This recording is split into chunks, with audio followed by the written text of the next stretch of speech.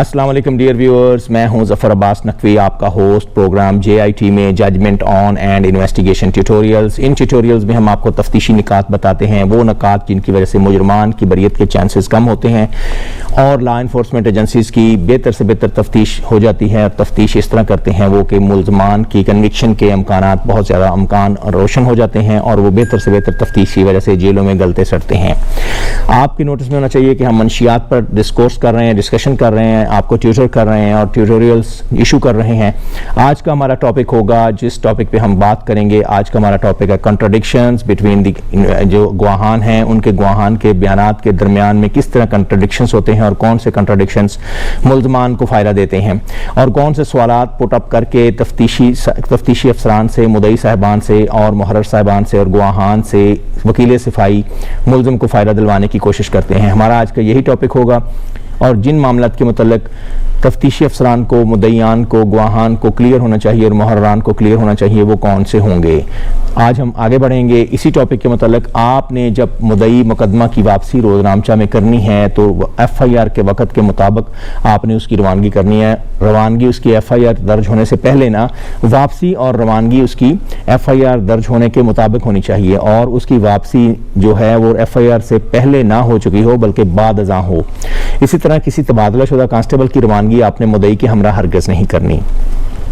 فرد جو گواہان DSP صاحب کے ساتھ روانہ کیے گئے ہوں وہ بندے آپ نے فرد میں شامل نہیں کر لینے۔ ملزم کی گرفتاری کی رپٹ آپ نے لازمی درج کرنی ہے۔ اس کے معاملے میں آپ نے کلیئر رہنا ہے کس وقت درج کی گئی ملزم کی گرفتاری کی رپٹ۔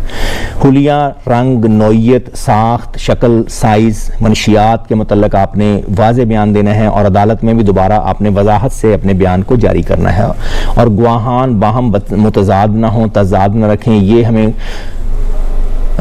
گائیڈنس ملی ہے ارشد خان ورسز اسٹیٹ 2017 میں سے LHC 668 میں سے استغاثہ۔ فرد مقبوضگی کے گواہ اور محرر کی گواہی میں کوئی فرق نہیں ہونا چاہیے، باہم کوئی فرق نہیں ہونا چاہیے اور گواہان کے بیانات میں جس شاپر میں سے منشیات برآمد ہوتی نظر آئے یا دکھلائی جائے اس کا رنگ اور حلیہ بھی تحریر کرنا چاہیے آپ کو، اور نیز برآمدہ منشیات افیون وغیرہ کی ساخت کے کیسے یہ گول تھی، چورس تھی، مستطیل تھی، اس کے متعلق تمام گواہان یک زبان ہونے چاہیے۔ کوئی گواہ آپس میں بچھڑے گا نہیں اور کوئی گواہ آپس میں ڈائیورسیفائیڈ نہیں ہوگا۔ ایک تفتیشی اور دوسرا تفتیشی، ان کے نمونہ جات جب انہوں نے وصول کیے، جب انہوں نے جمع کروائے، مالخانہ صدر میں ترسیل کرائی ان کی برائے نمونہ جمع شدگی کے لیے، اس کے بابت آپ نے واضح رہنا ہے اور ہم زبان رہنا ہے۔ کوئی بھی بندہ آپس میں، تفتیشی، محرر اور گواہ اور مدعی، یہ صاحبان بالکل آپس میں ارتباط کے ساتھ رہیں گے، اشتراک عمل اور یکساں نوعیت کی گواہی دیں گے۔ یہ ہمیں گائیڈنس حاصل ہوئی ہے 2013 YLR سندھ سے 64 نمبر PLD ہے، جس کے ساتھ ہمیں یہ گائیڈنس ظاہر ہوئی ہے اور حاصل ہوئی ہے۔ مدعی اور تفتیشی دونوں کو واضح یاد ہو کہ کب، کس کے ذریعے اور کس طریقہ کار سے نمونے بنائے گئے تھے اور کب PFSA میں بھجوائے تھے۔ یہ گائیڈنس ہمیں حاصل ہوئی ہے حاجی ظفر عباس کے کیس میں ورسز اسٹیٹ 2016 1170 اور LHC سے حاصل ہوئی ہے یہ گائیڈنس، جس میں یہ بات بتلائی گئی ہے۔ ہر گواہ یکساں موضوع رکھے، اپنا موضوع بدلے نہیں اور ارتباط اور یکسانیت لازمی ہونی چاہیے، گواہوں کا آپس میں فرق نہیں ہونا چاہیے۔ یہ گائیڈنس حاصل ہوئی 2016 میں PCRL 1036 لاہور سے۔ اس کے ساتھ ساتھ پارسل، نمونہ اور صدر مالخانہ کی اور ملزم حوالگی کی، یعنی کس کے حوالے کیے، یہ تمام اشیاء کے متعلق بیانات گواہان ایک ہونے چاہیے۔ PFSA کے ریکارڈ میں جمع ہونے کی تاریخ اور محرر کے بیان اور محرر سے متعلقہ اہلکار کے بیانات کی تاریخ ایک ہی ہونی چاہیے اور ان میں بھی فرق نہیں ہوگا اور تضادات نہیں ہوں گے۔ اگر مال نمونہ برائے ارسالی PFSA کا ڈاکٹ محکمہ پولیس کی طرف سے جاری کیا گیا ہو لیکن فارورڈ پر ایکسائز ETO کے دستخط ہوں اور نام لکھا ہو تو ایسا کرنا صریحاً غلط ہوگا، کیونکہ وہ ریڈ میں نہ تو شامل تھا نہ ہی کسی دیگر تھانے کا نمائندہ تھا۔ اسی طرح تھانہ کے ریڈ میں جس طرح ETO کا کوئی رول نہیں ہے، اسی طرح ایکسائز کے ریڈ میں پولیس کا یا ANF کا رول دکھانا بھی مناسب نہ ہوگا۔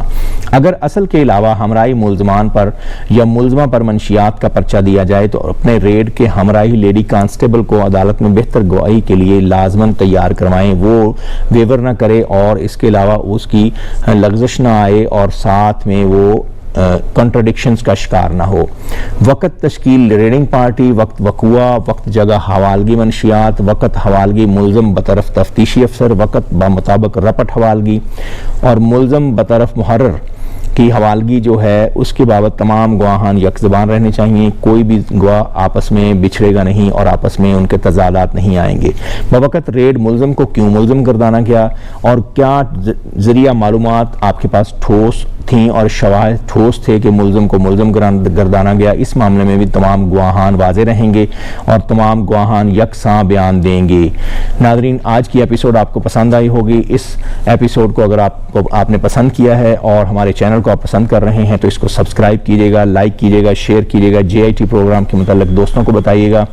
علاوہ ازیں اگر آپ منشیات کی کمپین میں ہمارے ساتھ شامل ہونا چاہتے ہیں اور گڑی شاہو لاہور میں کام کرنے والی NGO drug demand reduction training advisory hub نے سید ذوالفقار حسین گیلانی، سید محسن گیلانی کے ساتھ آپ جوائن ہینڈز کرنا چاہتے ہیں، ان کی سرپرستی کرنا چاہتے ہیں یا دیگر NGOز ہمارے ساتھ اشتراکی عمل کرنا چاہتے ہیں تو ہم انہیں ویلکم کہیں گے۔ اور اس کے علاوہ تعلیمی اداروں کے لیے بھی ریکویسٹ ہوگی اور پولیس ٹریننگ انسٹیٹیوٹس اور لا انفورسمنٹ ٹریننگ انسٹیٹیوٹس کے وہ مجھ سے لیکچرز کے حوالے سے رابطہ کر سکتے ہیں۔ ڈیلیورنس آف لیکچرز کے لیے لا انسٹیٹیوٹس، لا لیگل ایجوکیشن کے انسٹیٹیوٹس بھی منشیات کی انویسٹیگیشن کے حوالے سے ہم سے رابطہ کر سکتے ہیں۔ اگر آپ کو لیگل ایشوز درپیش ہیں یا آپ لیگل کنسلٹنسی سروسز حاصل کرنا چاہتے ہیں تب بھی آپ ہمارے ساتھ رابطہ کر سکتے ہیں۔